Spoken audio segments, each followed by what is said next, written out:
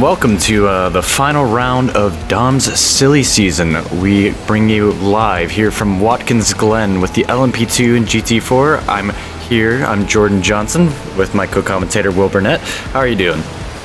I'm doing alright, Jordan. How are you doing on this very fine 26-degree day at Watkins Glen?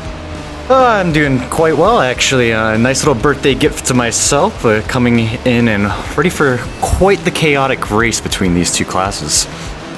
Well, happy birthday. And yep, it's looking good. This is the Battle of the Ollies. Oliver Walker versus Oliver Ettridge. Yes, and Oliver Walker and Oliver Ettridge have been in a nice season-long battle. As you can see here, Oliver Walking leading the standings in the championship, followed by Patrick Altrickley, Stephen Green, Reese DeCretton, and Michael Messenger following up. Don Parker, Gavin Kelly, Tcr League, Andrew Fjulgrab, Nicola Lee, Graham Bardsley, David Lyne, and Oliver Ettridge. Sam Stott, Gareth Winsley, Chris Wright, Shane Abbott, and Nathan Parker bringing up the top 18.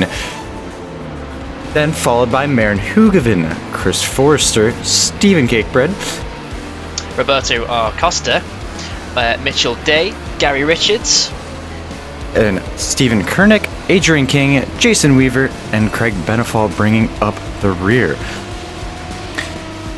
Quite a grid there, rating points from 0 to 82. So the background to the Battle of the Ollies is which Ollie is superior. They can't decide, so instead of them fighting, we've decided to have them battle out on track in this in the ultimate round here. This is, as I said, LMP2 versus GT4, and it is all to play for. As I understand it, both Olivers are tied on points overall, as of course it's both of their teams which decide this championship, and their rosters will be coming in a second. So, Jordan, any thoughts on the first team? Well, the first two teams, first we want to make sure that we distinguish that each team has their own color. As you will see on the timing screens, Oliver Walker will be representing the blue team, and Oliver Ettridge will be representing the orange team. You'll see that on the timing screens as we go through, as well as our grid later on. But I think we're in for quite a treat today. It's battling with two different teams. I mean, think of Mercedes and Red Bulls with their season-long battle.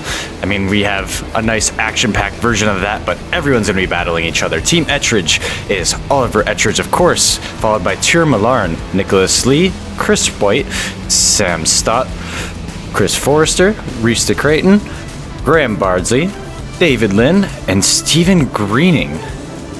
I think that's quite an exciting lineup. Now let's follow up. Take it over. Okay, so on Team Blue, this is Team Walker. Again, another quite strong lineup from memory.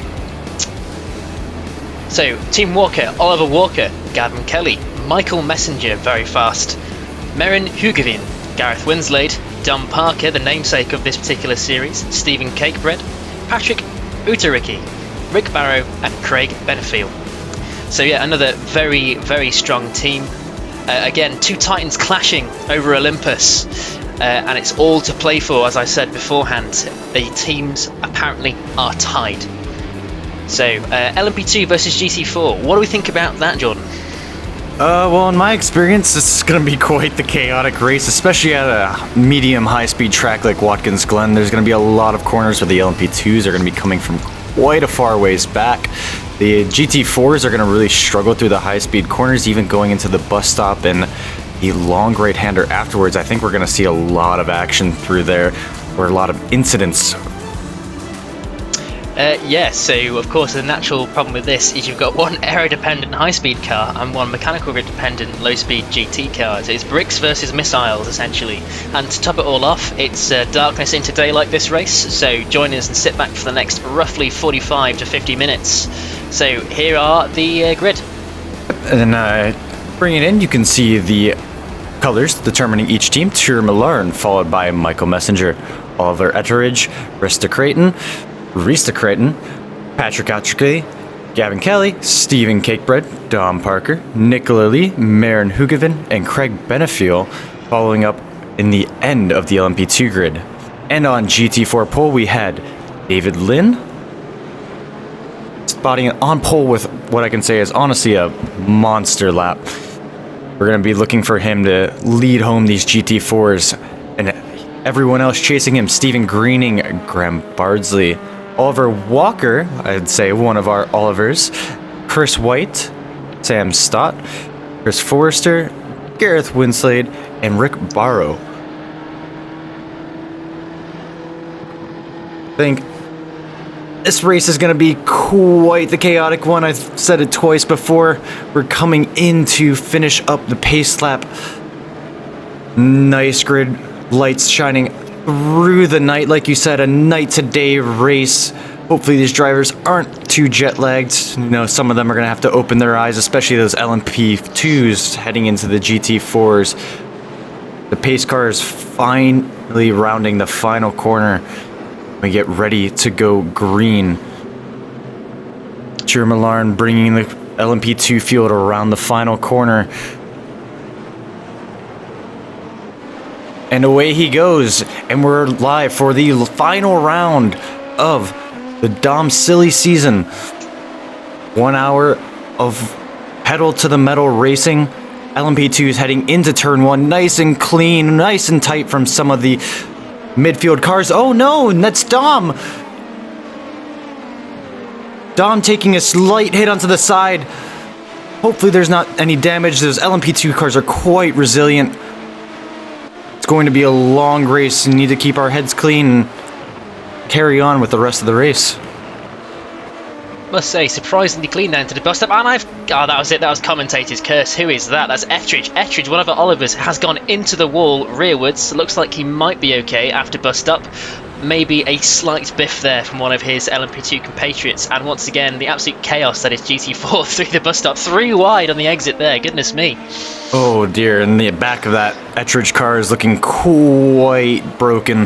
That's going to be a big hit for the Battle of the Ollies right there. An early damage for some of the championship contenders, really. They figured there was going to be chaos, but who knew it was going to be in between the classes instead of between, or who knew it was going to be inside of the classes instead of in between them. Here we have Oliver Walker defending from number 23, Chris White. Or no, sorry, Oliver Walker chasing down Sam Stott. Yeah, I was about to say, there's no one behind him unless he's Klingons. Coming to the inside now in the BMW. Will we get a pass? Sam, notoriously difficult to pass. Late braking masterclass there from Sam. And now back up to the 4th position. And again, back down to, looks like Rick Barrow and some at the back of the GT4 grid there. And there's a car sideways! Who was that?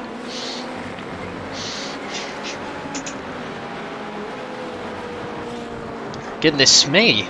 Hopefully we might get a replay, alternatively it might be included in the highlights reel at the end of this race or in another video. LMP's here looking predictably quite spicy, very high strung car there, great to battle in, all about the aero and the downforce. Got to be, what, 120, 130 mile an hour through those the bus stop there, into the sweeping right hander and then down into the gully for the hairpin. Looks like relatively clean second lap. Yes, but important to note too, while they are aero dependent, they're quite affected by dirty air, so following through that bus stop is going to be quite tricky. I think we're going to see a lot of moves going in there, and it's going to be the battle of who's bravest. As we bring in here, Graham Bardsley chasing down the first 2 positions, and we might have a change of the lead. No, file in nice and tight between each other. These GT4s don't have the aero that those LMP2s have, so we should find a lot more closer battles. There's going to be a lot more slipstreaming, whereas those LMP2s are going to be battling against each other and also the air behind them. It's like having another car blocking you, someone almost in your car pushing you off to the side of the road as you're trying to follow someone. Yeah, I must admit these liveries are looking beautiful today, especially that Brawn GP when they have a real soft spot for the Formula 1 Brawn GP team there, so it's good to see a livery at least parroting off that on the grid. Other than that, quite difficult to see right now, Jordan, for this commentary team. Lots of blinding lights or darkness. Oh, someone into the pits there. Looks like Dom Parker into the pits. That must have been for his lap 1 collision. I imagine he must have taken damage that he's not too happy driving with, perhaps suspension damage. Because you could normally get away with some LMP2 aero damage, but not much if your wheel's bent at 20 degrees to the left. Indeed, bent steering rack is usually the bane of my life and the end of many of my public races. This is Stephen Greening now on what looks like David Line. 2 very quick drives, especially David. He's unbelievably rapid, even though he'll insist that he is not. He is in fact probably one of the fastest people in the limited Adhesion, leading them clearly now. The top 5 of the GT4s there, pretty close. As you said, Jordan, aero not really a factor in these cars, so they can race a lot closer for a lot longer. Yes, and it's going to mostly pull the cars closer together, whereas the LMP2s, you'll find that it pushes them further away. And David Line, I mean, are you going to call him humble or daft? Because he's always downplaying his pace, but he always is one of the fastest in the field. I'd really be looking forward to how he leads this GT4 field tonight. We watch Reese de Creighton coming through the final few corners as we jump back to the GT4 battle. Another slipstream coming deep into the bus stop, but they aren't going to be close enough to get any kind of battle going.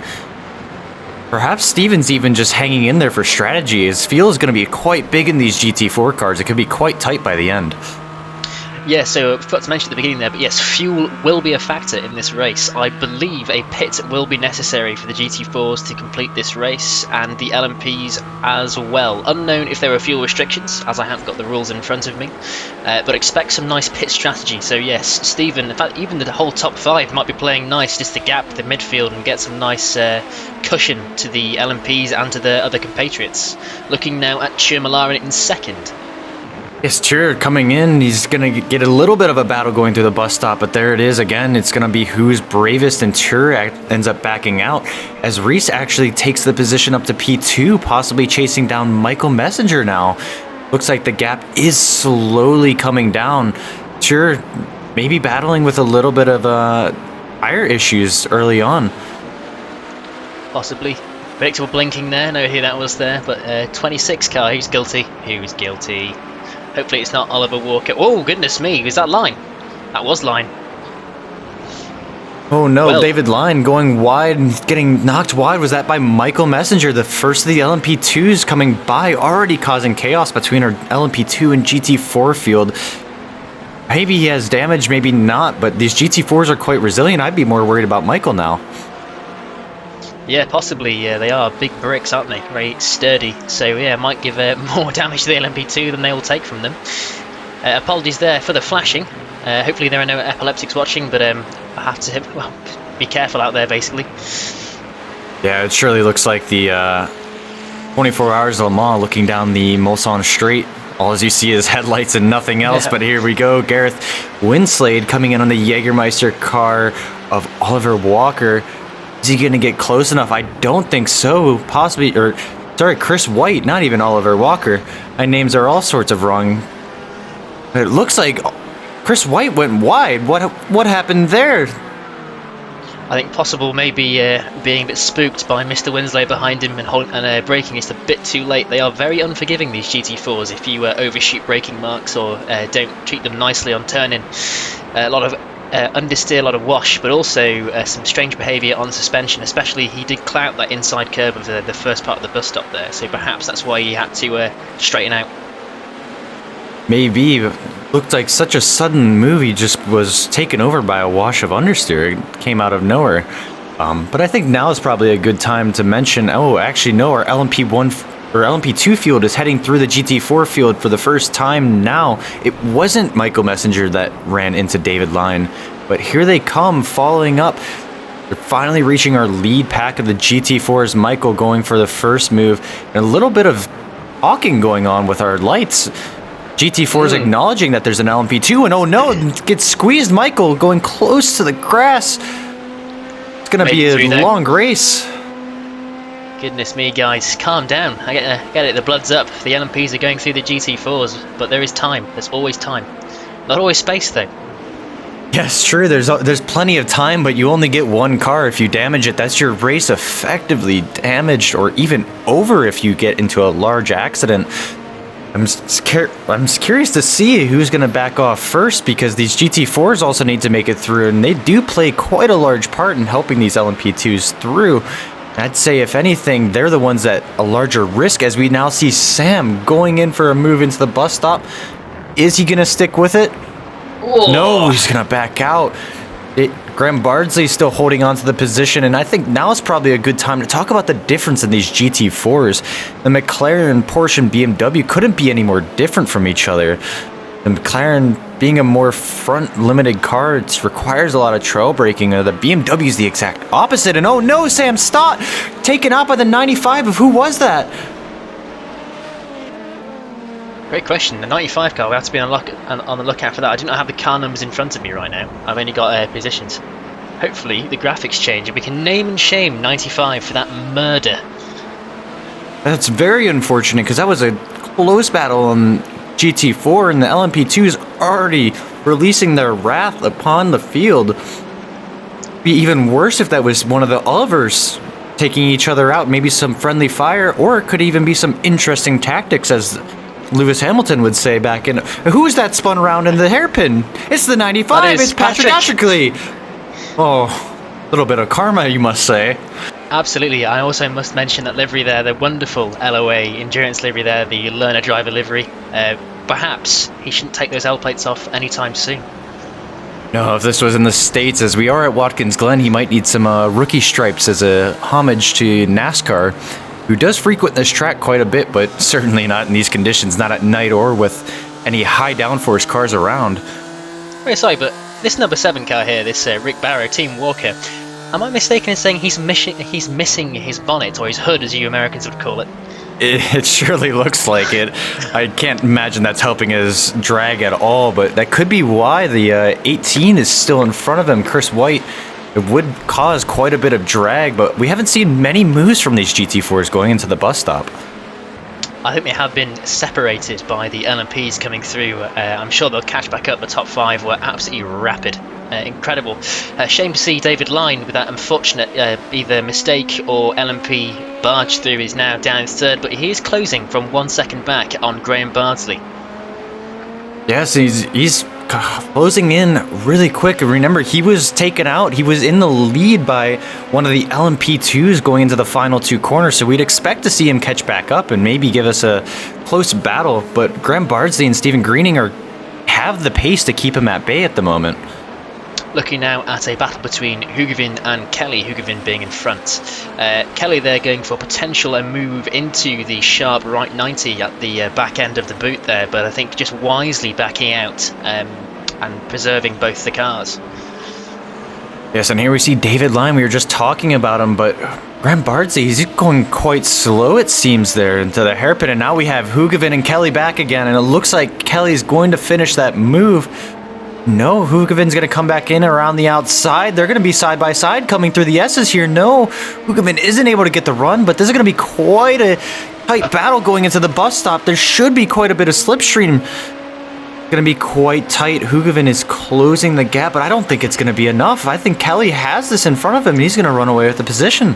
I think it's going to be who is braver into the next corner. Hopefully Kelly won't overshoot and mess up. No, it looks like pretty good run. Maybe slightly wide. But no, I think Kelly has this. Perhaps did you know any rear instability there through the bus stop from Hugevin? I thought I saw a bit of counter steer. It's almost like he straightened it out. It could have, with these LMP2 cars, it is possible to stall the aero if you don't take the curbs correctly, and you can start understeering because of it. It could have been any manner of things, but it looked like going back through the long right there that Hugevin was struggling quite a bit with understeer, so maybe he has quite an overly stable car, and he's not going to be able to chase down Kelly with the pace that he could normally have with a rear limited car. Yeah, quite possible. Right, a quick run through the grids. LMP2, Michael Messenger, Creighton, Reese, Malarin T, and Gavin Kelly. That's your 1 to 4. And in GT4, it is Greening S, Barsley G, Line, and Walker, your top 4. Note that Oliver Walker currently overall ahead in positions, not in terms of car, than his immediate rival here, Oliver Ettridge. The 2 most important players on this grid, Team Ettridge versus Team Walker. Looks like Team Walker ahead in LMP2, but behind in GT4, perhaps critically. Yes, it's going to be the team battle again that decides this championship. It doesn't matter specifically where Walker or Ettridge finish relative to each other. They're in completely different classes, but it's most important of getting their teams up into the higher position. And from what I can see, Ettridge has the lock on LMP2, but Walker's outright dominating in GT4. It's going to be a close race by the end because any change in either side of the grid could completely change how this battle plays out. Yeah, agreed. All to play for. 13 minutes, 45 seconds in. Just over 46 minutes to go. All to play for still. There will be pit battles. There will be more tiers. And it all will result in the top Oliver being crowned. I'm not sure if they win anything other than the bragging rights and the clout to call themselves the top dog. But it's all to play for still. Yeah, I can't think of a pun today to bring in two Olivers together, but we have quite a few close battles. It looks like Gareth Winsley is defending from Chris White now. Or no, sorry, Rick Barrow is defending from Gareth Winsley. Remember, Rick had that damaged hood, so perhaps this could hurt him quite a bit going into the bus stop or even the corners after. I can't imagine that's doing any favors for him in the long run of this race. Yeah, absolutely. Let's not also think about just overall pace, but drag equals more fuel, more right foot time, so he might be affected on pit stop as well. It doesn't look like the top speed's too bad, but the Barrow versus Winslade battle I think will be a recurring theme throughout the entire hour that we're going to be racing. Yes, and it looks like David's finally gotten past Graham Bardsley, so he's going to be chasing down Stephen Greening now, but look at that gap. It's extended out to 5 seconds. If we remember back to when that LMP2 first took out David, as we see Kelly going wide into the grass, and who is that? Hoogavin's going to take the position from him going into the bus stop. Perhaps a race characterised by paired battles, or a field separated in chaos, but united in very small amounts of 2 to 3 car trains, as normally happens in such an endurance race like this. Looking now at Graham Bardsley, trailing close behind line now. Bardsley in third, line in second. And just behind them looks like Walker in fourth. Do not count Walker out. He is not out of this battle. He is yet to have an accident, and his nose is clean, and he's closed like an absolute rocket ship on Bardsley in line. Yeah, absolutely. Oliver's looks like he has the pace coming through the last corner here. Perhaps we'll see an overtake from him going into the bus stop if we don't get these LMP2s in the way. But the traffic is coming through quite quickly. Reese coming in, he's going to slot in behind these GT4s, maybe slingshot past them, but going to be quite tight if this battle doesn't get interrupted. It looks like there's a possibility Ollie could take it, and close to David Line. Reese using all of the track that he can on the inside there, but this is what we talked about. We have to worry about these drivers seeing a little bit of red mist, and David Line, he got slowed down. Graham Bardsley's going to come back on him, and maybe even Oliver's going to have a chance, but no, David's going to hold that inside line and be a little bit more brave on the brakes. That was incredibly brave there by David into the brakes. He was at least 15 metres plus on his braking zone there. Goodness me, how did he hang on to that? And then now also being mixed in with traffic. But yeah, that was a very brave move there by Creighton to follow Messenger through on Line and Greening. Yeah, absolutely. And maybe that goes back to the different GT4s that we talked about. Remember, those McLarens are very good on the brakes, and you honestly need them to turn the car quite a bit. As we see Patrick Autrickley said going through the pits here, it's a little early for his first pit stop, but we get a little bit of more trail braking going on with these McLarens, but that Porsche as well that Ollie's going to be running is going to be very good on race pace. It's a very neutral car. So it'd be very interesting to see where he can find the advantage over these McLarens, because he's not going to be able to do it in the braking zone. Absolutely. Looking at the field there, I'm very sorry to Gavin and Tcr League there, but they were having another battle. Looks like it's the Kelly versus Malarin might be... Sorry, not Malarin, goodness me, I have no idea who I'm talking about at all. Shoot the commentator. Merrin Hugavin and Kelly having a battle there just within a second of each other at pretty much all times. They've passed about 4 laps, which is pretty incredible. Bardsley now closing behind line, half a second back, and Walker half a second back from them. Again, could be looking at maybe some fuel strats here from Walker. Instead of going aggressive, stay back, stay off the right pedal, and maybe overcut them. Maybe. It could be quite tight on fuel by the end, as we talked about. But it's interesting to see that a 20-second gap would bend up between Kelly and Malarin. Weren't they battling, or wasn't that Hugavin? It was Hugavin that was battling Kelly. That's just me being, myself and forgetting everyone's name and calling people by the wrong name or the wrong team. So this is why you should sack me. But yes, looking like potentially a move now from Hugavin in the next lap on Kelly. Kelly there jumping the curb. Yeah, and that's what I was talking about. You get a little bit of that understeer if you hit the curb too hard. You could see that with Marin and Tom Parker in the pits now too. Do you think that this is the LMP2s having a fuel restriction on their cars, Parker, and an incident that we didn't see? I think it's too hard to tell. We had one guy definitely doing what looks like a drive-through, and Dom has stopped, so maybe some 16D chess move here from Dom to try and undercut the rest of the field. But then again, it does look like he's stationary in the pits, so maybe more damage we don't know about? Floor, maybe? Maybe. I didn't see any headlights, so it's possible that the car was turned off and he's bringing it into the pits for some repairs. But who knows, maybe he comes out of the pits here and he could be getting his pit stop out of the way early. If there's no fuel restrictions on these LMP2 cars, they can do about 38 minutes, so it would be really tight for Parker to fuel save. But it is possible if he was able to link up with someone and fuel save behind them for the long distance of the race. Yeah, absolutely. So let's see, we're looking here at Kelly and Hugevin again. This recurring theme now, almost getting sick of saying it. Come on guys, make the decision. But no, seriously, great to see battles like this in the league. Things don't look to be slowing down either. It looks like we've got some GT4 battles, again, Line, Barnsley and Walker, but also between Winslade and White. White closed within half a second now of Winslade. Oh, and here we go, Marin Hugevin on Kelly. They're going to be quite tight going to the braking zone. Kelly could keep this move if he's brave, but this could end in tears. It's going to be quite tight. Too wide through the bus stop, and Kelly backs out. Good move by Marin. That could have easily ended in tears. It's inch perfect from both of our drivers here, but I have a feeling we're going to see that yet again. These two have been inseparable for the first 20 minutes of this race. Yeah, absolutely. And again, just incredible driving there, both, and very brave on the brakes, but some good racecraft there to back out. Knowing when to back out is a very key skill that we try to instill in all our league members. Again, as I said, there's plenty of time, but you only get one space, and if you're in the one car you've got, you can't get into another one. This isn't Formula E Gen 1 cars. No, it's absolutely not. And I mean, you speak of the Formula E cars, but I don't think they're as aero dependent as these LMP2 cars. Yeah, they're a little bit slower, but these LMP2 cars, they're really leaning on that aero, especially through some of the corners like turn 5. So we need to see a lot more clean racing from them than we would a GT cars. They can have a little bit of door banging. We've seen David Line get tapped, and here we go with Chris White and Gareth Winslade for the battle for P6. We might see a move going into the slow section here, but I think the McLaren's going to be able to edge out Chris. BMW is not as strong through these kind of Mickey Mouse sections. Needs that high speed, those long straights to make use and stretch its legs the most going through this track.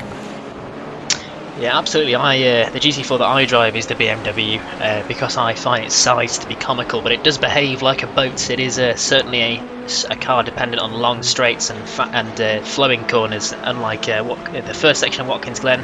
Fantastic for the BMW, but that boot section feels like you're driving a tank. Just understeer city. Absolutely, and here we have Oliver Walker coming in close on the rear of Graham Bardsley. 3/10. I don't know if that's going to be enough. It seems a lot of these cars have been trimmed out so much that they can't even overtake going into the bus stop here. Perhaps even Ollie's been fuel saving like you were mentioning before. It seemed like he was losing time behind Graham.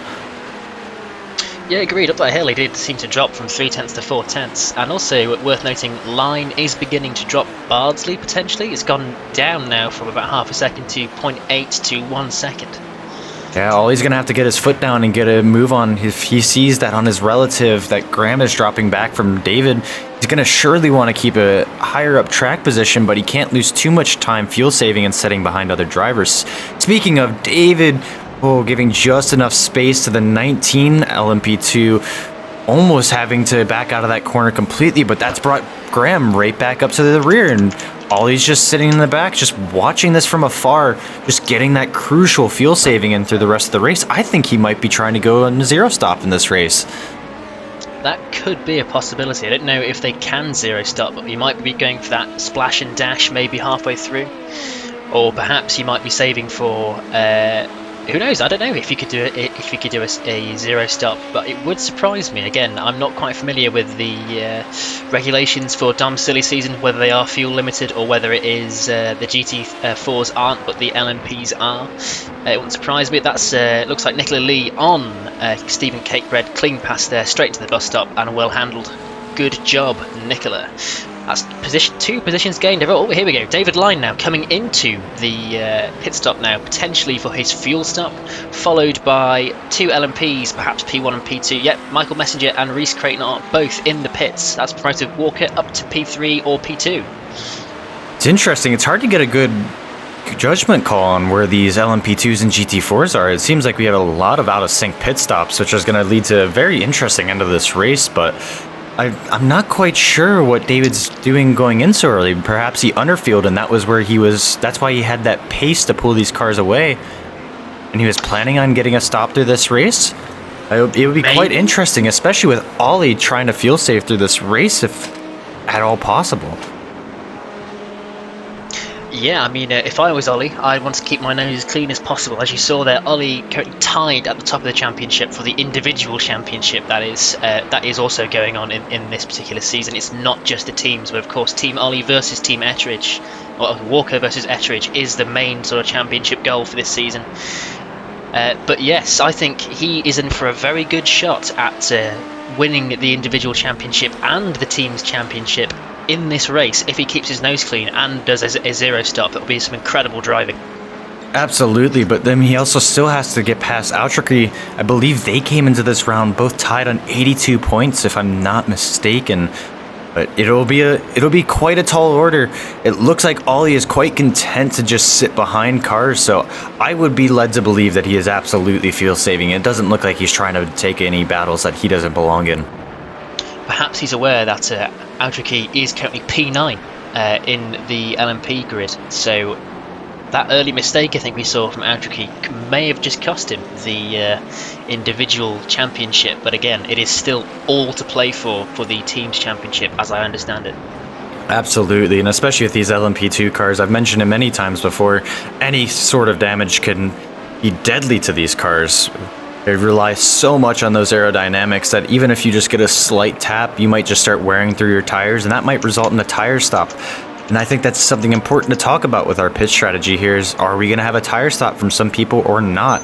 I would be very surprised, but if someone damages their splitter, I wouldn't be too surprised if they have to replace their front tires, and that's an extra 15 seconds here or there that they're going to have to get back on track. Looks like Kelly and Hugavine now both into the pit stops, essentially side by side through the pit lane there. Fantastic to see. Yes, and then Ollie's still hunting right behind Graham Bardsley. I can't think of anything other than he wants to be here. He wants to be sitting behind, because we've seen the battle between Kelly and Hugavine, and they were going back and forth every single lap. Every single lap we had either Kelly or Hugavine changing position with each other. But here in GT4, Ollie just seems quite content to just sit nice and tight behind Graham Bardsley. Just kind of let the race come to him. It's a very patient move. Maybe not the most exciting, but he's playing the long game right now.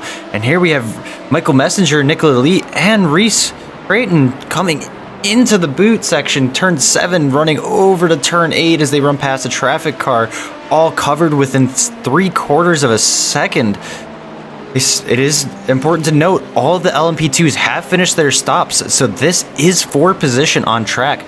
Rick Barrow following the 41 of Chris Forrester. Right into the downhill left as we enter the boot section on the run to turn 7. Rick Barrow going side by side. This is going to be nice and tight. This isn't a place you normally see the BMW being strong. They go up the hill. Rick Barrow still on the outside. The McLaren able to hold it nice and tight. But this is where the BMW should have an advantage. It should be able to get a nice run down the straight. Michael Messenger, Reese Creighton, Nicola Lee going into turn 1 nice and tight. Oh, Michael's going to have it's work cut out for him to defend to the bus stop. Rick Barrow is coming back again, trying to defend from Chris Forrester's defending from Rick Barrow. Some very good driving there. Goodness me, it all happened at once. The TV director needs to slow down. Absolutely, jumping back and forth. Looks like Nicola Lee has stolen the position from Michael Messenger, and it's important to note that's an Oliver Walker car passing in an Ettridge car. That is the orange car of Nicola Lee passing Michael Messenger, one of the blue team cars, and that's important for the championship. Remember earlier we talked about the LMP2s being dominated by the Ettridge team, but now it's the Walker team coming up and putting their cars at the top of the standings. Other way around, Jordan, is the Ettridge. Ettridge is yellow or orange, and Walker is blue. So currently, advantage Ettridge in LMP2 and advantage Walker in GT4. Well, perhaps all he needs to pick the better color then. It looks like orange is what is dominating this LMP2 field now, and looks like it's going to be the same story in the GT4s, but we do still have Ollie Walker with the blue team lead in GT4, and he has two of his teammates in P4 and 5. Perhaps they can bring it up. We've seen the pace at Barrow. Possible that if he gets past Bardsley that they're going to take the lead in GT4. A huge development that I've just noticed in the GT4 field. Walker has yet to stop, and he has managed to pull out a 30-second delta, and he's now using that delta to pit stop. That's fantastic. So he was fuel saving behind the Bardsley and Greening when we saw him before. Sorry, to Line as well. He was fuel saving behind Line. I think it's important to note though, if he got a 30-second delta from the pit stop, he came in at about 29 minutes and 10 seconds or so. He might be a lap short by the end of this race. That fuel-saving strategy might not work out.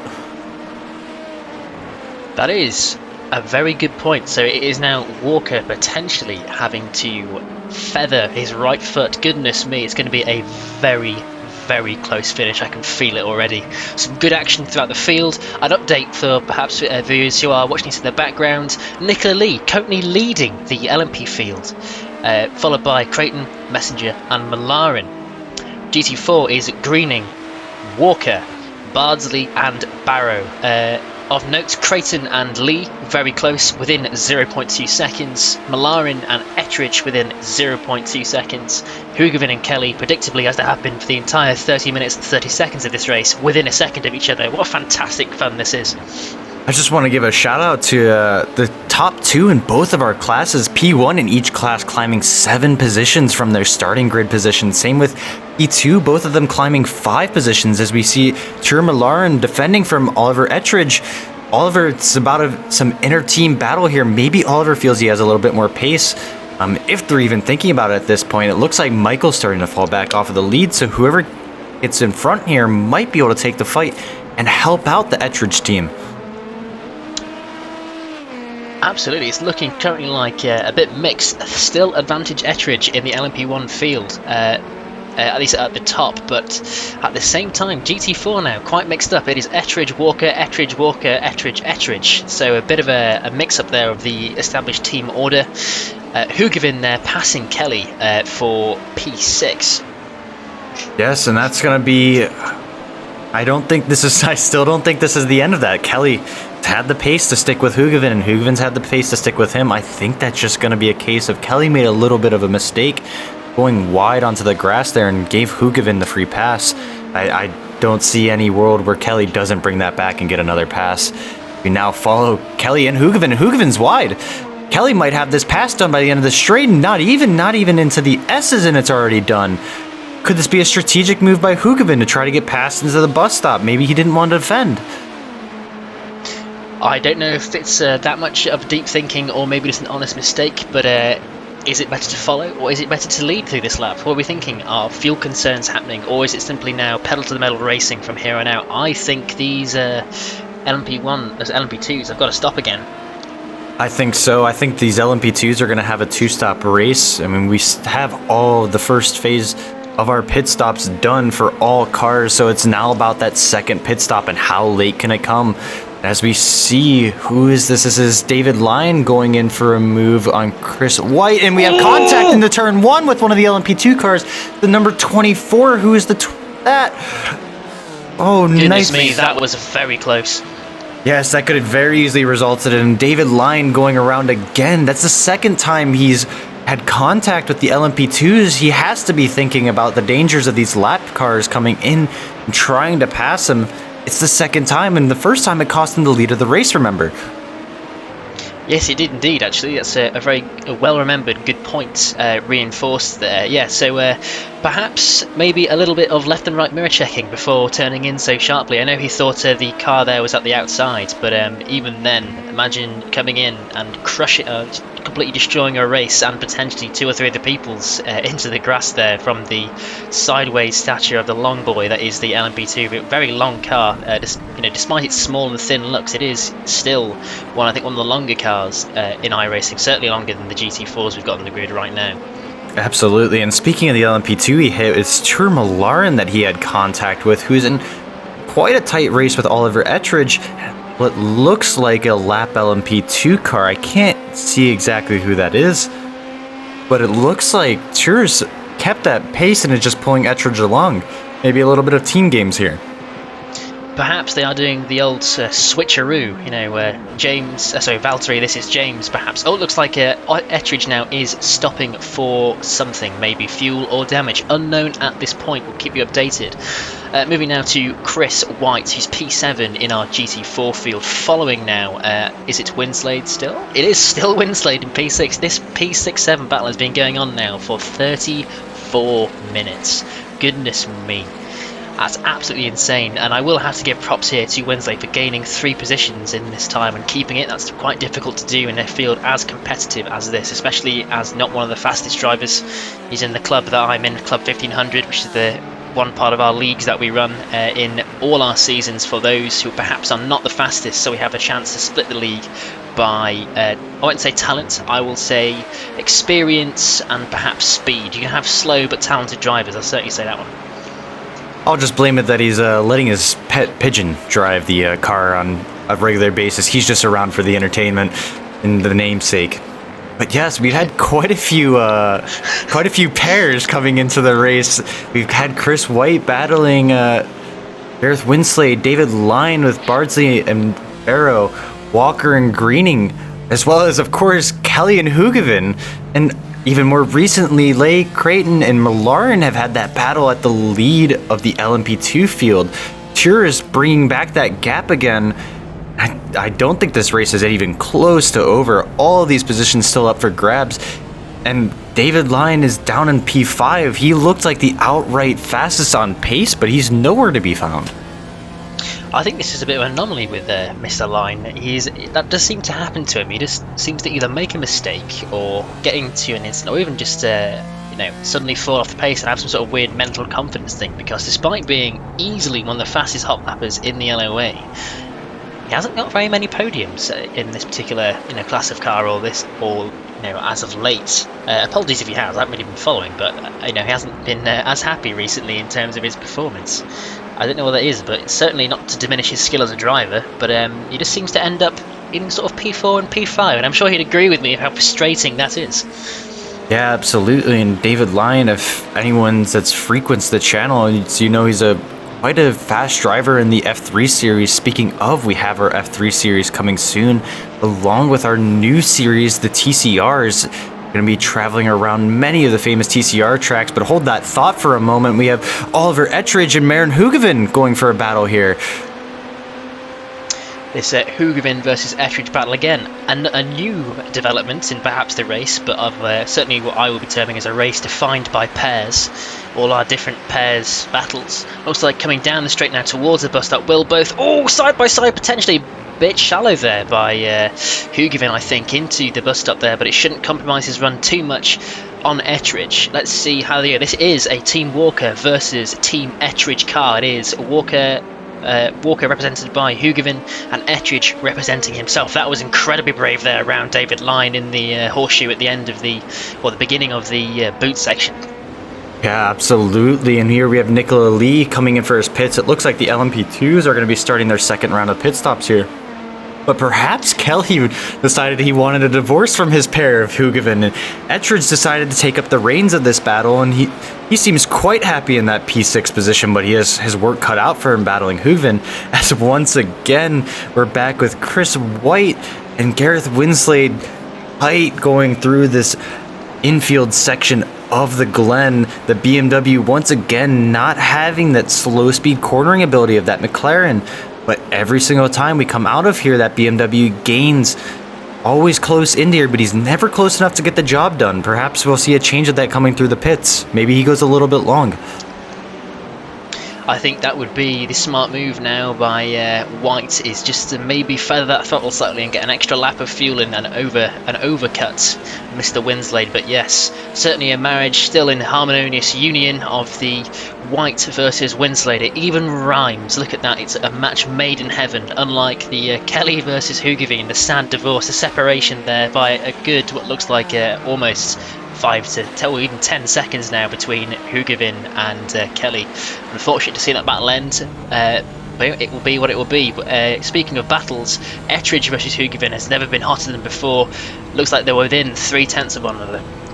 Yes, absolutely. But again, 0.3, that's about what covers our GT4s here of Chris White going into the bus stop. Gareth Winslade's able to keep the lead through the bus stop using that superior braking performance of the McLaren. Oh, but maybe we have a gap open up here. Winslade's a little bit wide. Coming into the horseshoe, maybe we see another outside move again. Oh, Gareth Winslade's in the wall. Oh, that's going to surely shock his ego. He's not going to be able to get that car back up to speed anymore. Chris White should have an opportunity to come away with the position and run away. Winslade's got to find what damage he has left in this car as another LMP2 sneaks through the field there. But I think Chris White has this position now. Winslade's going to surely have damage. That was not a soft hit. That was a heavy front left quarter hit into the car there. It would not surprise me if he has alignment damage or at least some suspension damage there, which will slow him down. As you've said, the McLaren completely front limited car, so if he's got a bus front suspension, he's going to be really feeling it through these corners. Absolutely, and you can see it. This BMW is already being able to stretch a gap now coming through the slower speed sections of the course, and Winslade going wide again. That's going to hurt his traction. This is surely going to end this battle. You're speaking about another harmonious marriage, but I think we just watched some couples counseling and it ended in tears. Perhaps, maybe even a separation coming up. Goodness me, this is a race of metaphors right now. Who is this? This is Reese Creighton in P1, passing Bardsley. P4 GT4 coming up now, about to lap Barrow again. Looks like Creighton has pretty much got a very nice 18-second gap now to P2 in which is Tcr League in the LMP2s. All you need to do now is do maybe a little bit of fuel saving, calm down, take off the gas slightly and consolidate his position. He's more than far enough away from P2 Malarin to worry about. But and again, looks like the front of the LMP grid, as you predicted, Jordan, has spread out by over 22 seconds overall. Yes, but remember, some of our LMP2s have already stopped. Nicola Lee has already stopped. And we're in the middle of our pit phase. I think Tcr, if this is going to be a two-stop race, is already safe, maybe with Reese Creighton and Michael Messenger, but it appears they have still yet to come in for their final pit stop of the race. Nicola could actually be in the net lead of the race, as we see Oliver Walker going for the battle of P2 on Rick Barrow. Oliver trying to let him know that he's there. He doesn't want him to sacrifice any more time, or maybe he wants to just have him let him by. They are fighting for the same team. We don't want any same flag incidents, but Ollie, this should play into his hands, as he was fuel saving quite aggressively before. You would think he would want to sit behind the car in front of him. Friendly fire has got to be avoided at all costs, certainly, but we'll have to see. Looking at the sort of gaps now, he's been closing on Rick Barrow consistently throughout the past, looks like 4 laps or so, with the last lap we just did being a 0.7 seconds better than Barrow in front, so maybe he's looking to get past. Also got to note there the classic Oliver Walker flash, get out of my way, flash flash, maneuver being pulled. And here's Gareth Winslade coming back on Chris White. Maybe that damage wasn't so much as we thought. It's possible that he was just shocked by hitting that wall and he needed to recover. You'd think Chris would have made good time with that incident that Gareth Winslade had. I think Chris, struggling with perhaps some understeer from his battle with Gareth for the past 40 minutes, has perhaps burned those tyres. Winslade there showcasing the excellent braking performance of the McLaren. In a straight line at least, and yeah, very strange. Perhaps that impact was more superficial than we thought it was. I thought it was nearly a game ender. It looked like a pretty significant impact in outside of the bus stop. Yeah, and you can see as the McLaren comes by here, there is a little bit of side damage to the car, so he hasn't gotten away with it scot-free, but he seems to be coping with it quite well because he's now walking away from Chris White. As we take a look at Stephen Greening walking away from the GT4 field, I must say. He is miles away from anyone else as the second position is 22 seconds behind. And keep in mind, all these GT4s have already done their first stop. The second pit stops have only just started with Sam Stott coming into the pits right now. 22 seconds, I think that it might be just enough for a safe stop. I'm not quite sure how much time you're going to lose with a splash and dash maybe. I'm not sure exactly what the plan is. Moving in now to the last sort of 16 minutes of this race. Lap 28, again, Creighton to run down the grid. Reese Creighton, P1, LMP2 with a 20-second interval to Malarin in P2. Messenger P3, Nicola Lee P4, Kelly P5, and in our GT4 field, Greening P1, Barrow P2, Walker P3 fighting Barrow, and Bardsley P4 with Line a disappointing albeit P5. Yes, but it's important to note he is on the rear of Graham Bardsley again.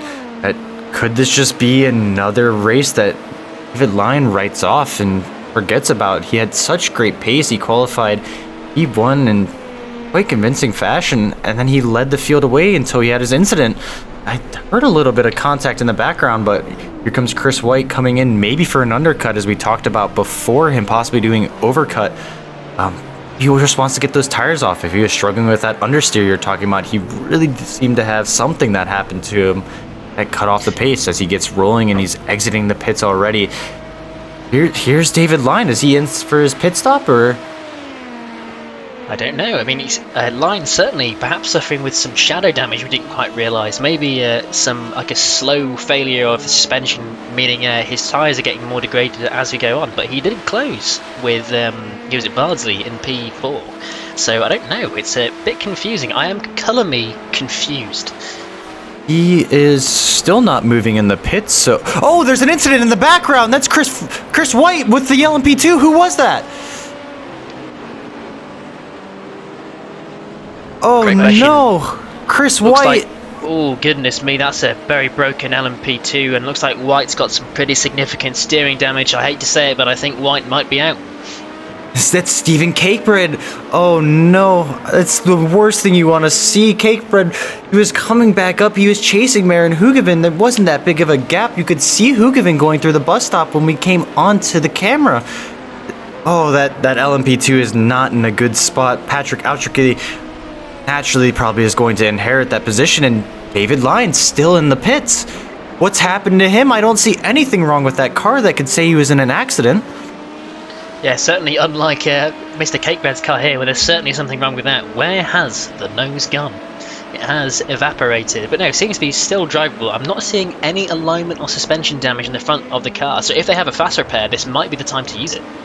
Absolutely, and that looks like one of those old 2014 Lotus liveries, so perhaps you could say they finally got rid of that dreadful nose that was the early 2014 regulations. Maybe it was all part of the plan, but here we're back on with Tcr Malarin chasing down. He's really just kind of in no man's land. I don't see much happening for Malarin. This is Cakebread's car going into the pits. There's not much that I think Malarin can do unless he can cut out a stop that Reese has yet to take. Yeah, certainly, and all credit to Reese. Plus 6 positions. Goodness me, what a drive so far, and with a commanding lead of this race as we move into our 47th minute of our hour. Yeah, it's sort of sad to say, but it's all sort of calmed down now. It's no longer this that intense. I mean, you've got Utariki and Parker potentially about to have a battle. Parker about 1 second back now, which could be pretty intense and interesting. And Reese Creighton now.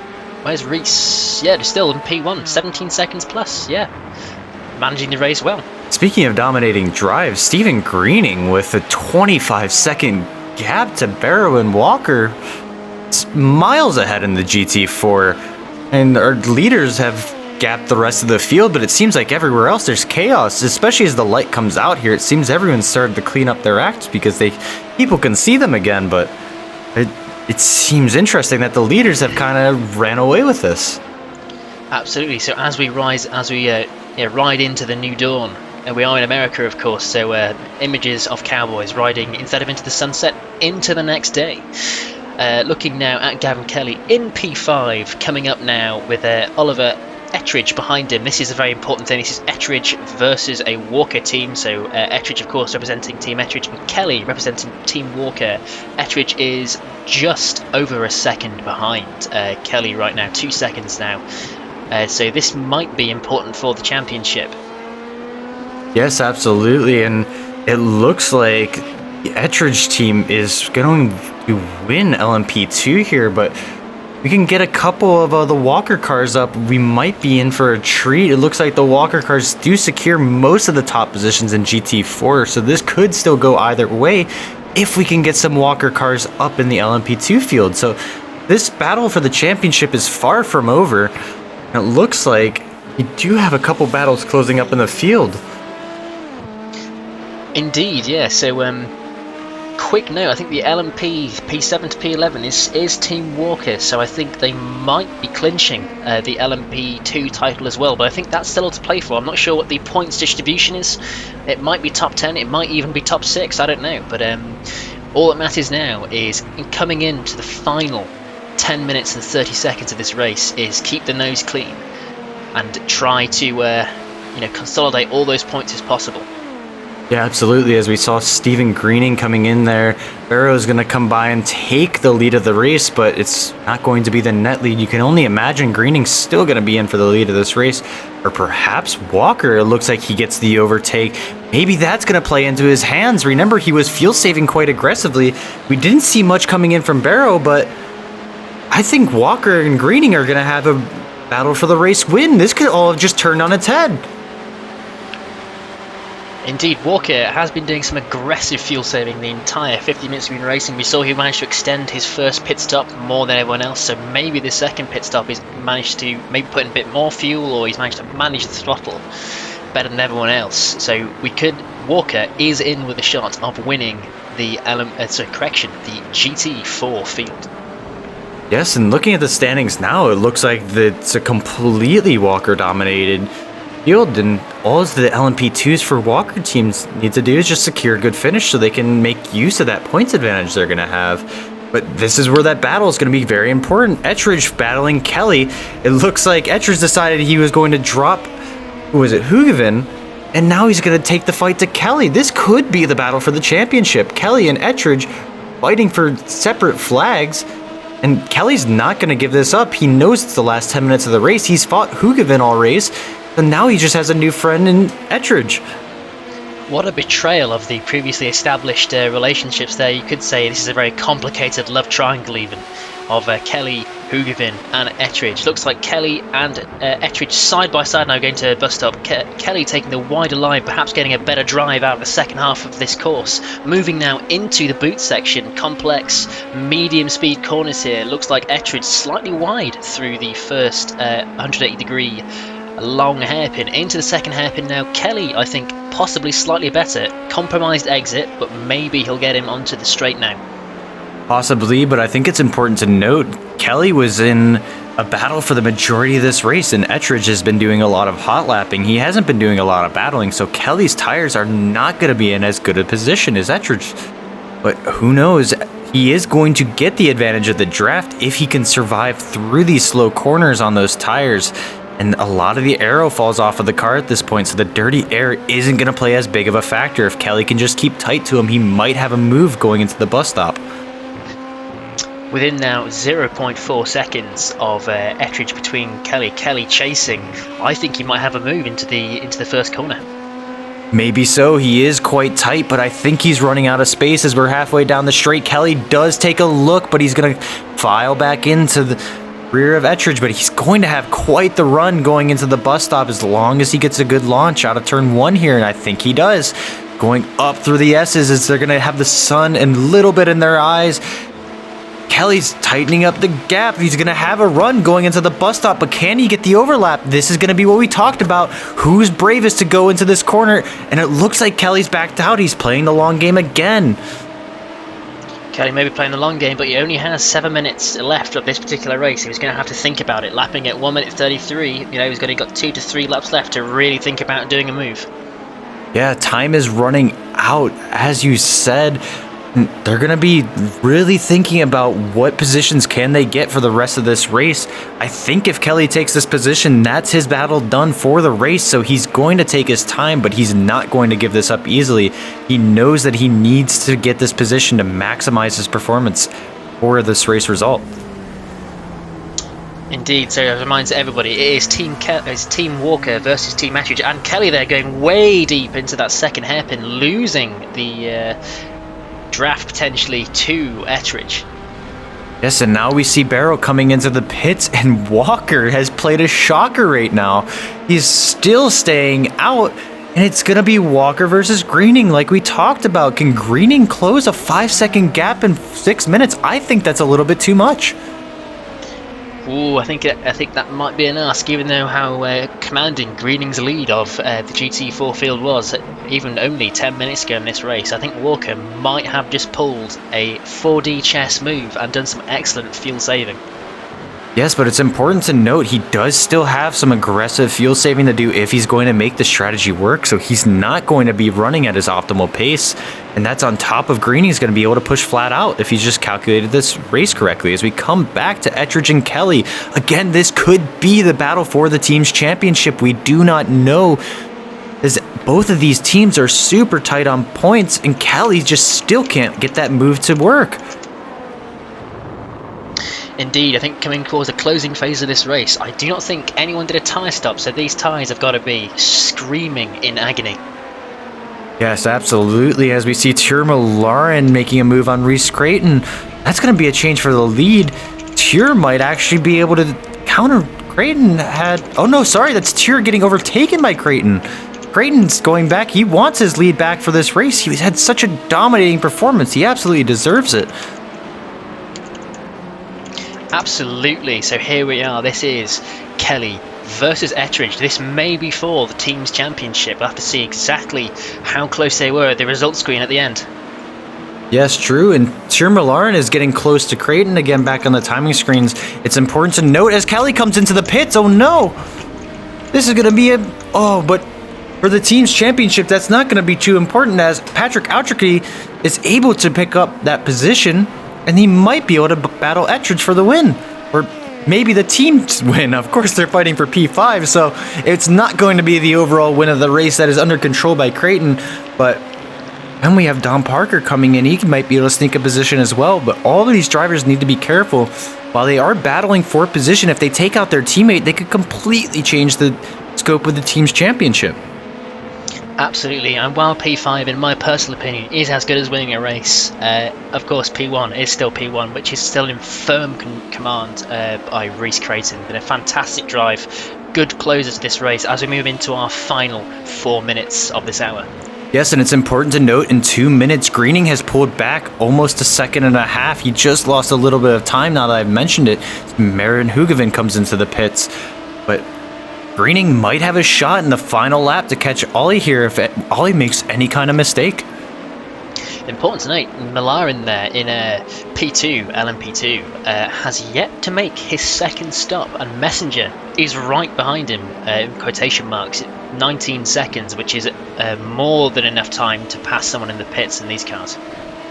Absolutely. I mean, even a drive-through I think would cover that, but stopping for fuel is going to be a death sentence. Malarin was fuel saving though earlier in the race. We did see quite a bit of that, but it's going to be quite tight. I don't remember exactly when he came into the pits, as we now switch over to Ollie Walker, who's actually starting to create a gap on Stephen Greening, even while he's fuel saving.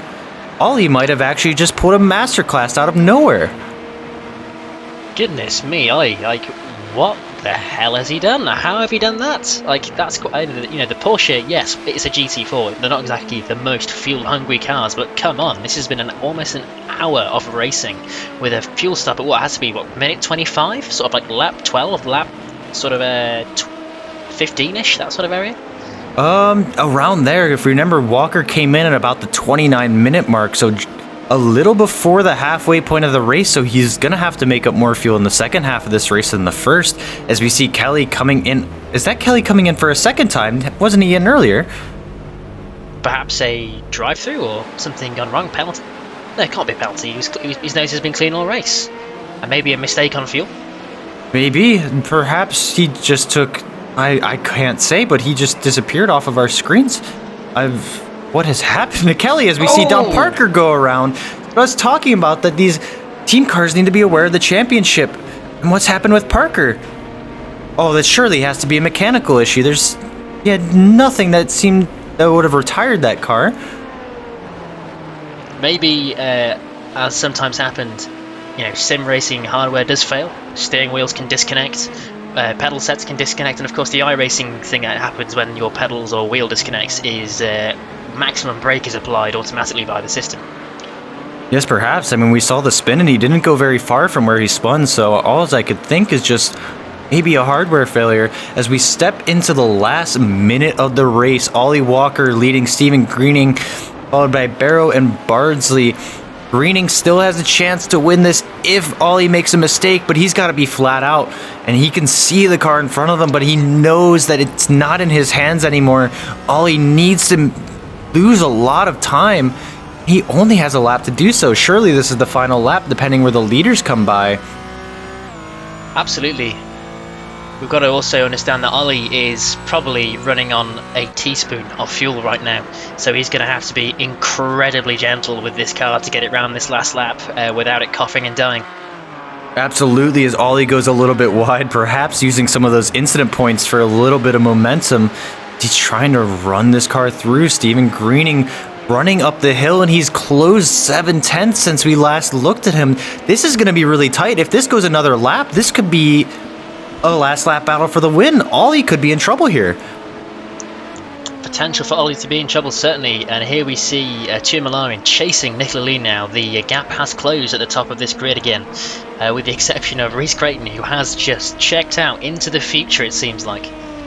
Yes, true. Yeah, Tcr is coming in, but I don't think he has enough time, as we see Ollie Walker and Stephen Greening coming in. But wait a second.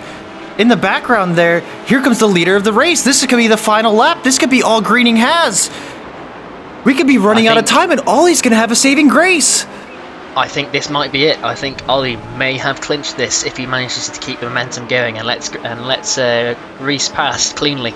Yes, and Rhys is passed, so this is now the final lap of the race for Ollie Walker, as he's going to bring it home. Just needs to navigate 3 more corners as Rhys is going to come around and lead this race to the checkered flag. Stevens dropped back a little bit. I think he was a little defeated seeing that #1 car of the LMP2 field get through. And it's been a long race, but Rhys with an honestly dominant LMP2 when he rounds the final corner just has to bring it home nice and slow, safe in the middle of the track. We can see Barney waving the white flag, and he's gonna bring it home for the win. But Ollie with a stunning win in the GT4s. Steven coming home in second, and that couldn't have been much closer. Ollie with the beautiful one-stop strategy. They're gonna bring home the rest of the field with Steven Messenger coming in, followed by Nicola Lee. But that battle could change. Tcr League is on his tail. It is to the end of the race.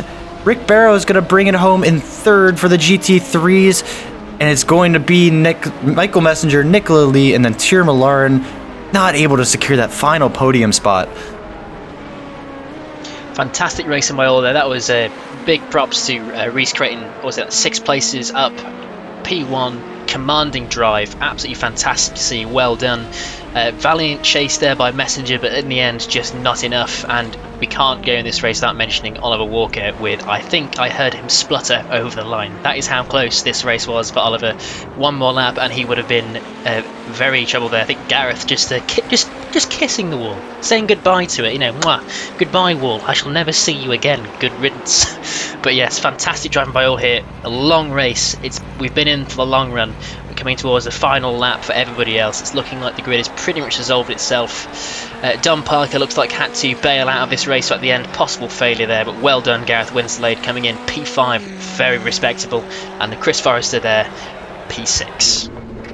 Yes, and as we get the checkered flag wave, Reese doing donuts with a little bit of a love tap there, finishing up the race. Quite a chaotic race as expected with GT4s and the LMP2s here at Watkins Glen. And Reese with a dominant win. Oliver, remember, with that beautiful strategy coming in to finish the race. So we walked through some highlights. Oliver Ettridge coming nice and tight through the bus stop, but it was a little bit too much as contact led to him going into the wall, rear end first. Very, very painful setback to the start of his race, but he brought it back for a nice P5. Gareth Winsley there. This is what happened to Gareth. Oh, that was close. Goodness me. Great braking by the McLaren behind Gareth there. Jesus, I clenched. Yes, and then we had Craig Benefiel, who had a shocking race, and this was his incident through the final horseshoe. Little spin. Gavin Kelly, a little bit of an excursion through the bus stop, and that's while he was chasing Maren Hugevin, if I remember correctly. That was their inseparable marriage that went through a divorce in the middle of the race, and David Line getting hit by Dom Parker is who it was. That was the change for the lead that we had in GT4. Sam Stott getting a tap from the 95 LMP2 car, and that almost ended his race, being on the roof. That was a painful toe that he would have had to take. Lucky to center back onto his wheels. But then Patrick Gautrickley, this was the incident immediately following that. Has to be a little bit of karma, you must say. That was a little audacious move on the GT4, and it came back to bite him. Oh, certainly. Well, he is obviously in that livery protected as he is a student driver, but yes. I would caution. Well, I wouldn't be too hard on Craig there coming around at the horseshoe right at the end of the boot section. That is very easy to do in a car as powerful as the LMP2s. But yes, I'd like to take this time now to mention the other leagues that we have rolling on in the limited adhesion. So from the top, we have, I believe, Season 5, can you believe it, already, of our Formula 3 league. That's been going on for about a year now. Certainly worth doing. We have split that now into, is it Season 5? Yep. So we've split that now into Club 1500, which is for drivers either rating below 1500 or those who are not as quick as the top split, considering we've got some incredibly rapid people now. And the top split is, as it is, it's top split. Next, we have our GT3 League. This is all available GT3 cars. We race in long format races at most of the famous European GT tracks. And of course, before everyone asks, I believe GT3 at Spa is on the calendar this time round, so you can relive your Assetto Corsa days. And finally, a brand new league for this year, starting every Wednesday at about, sort of 9 UK time, is the TCR League, as we see chaos in the background. Of course, TCR cars there running two formats of race, a sprint race or two sprint races with an inverted grid between 1 to 12 in the BTCC system.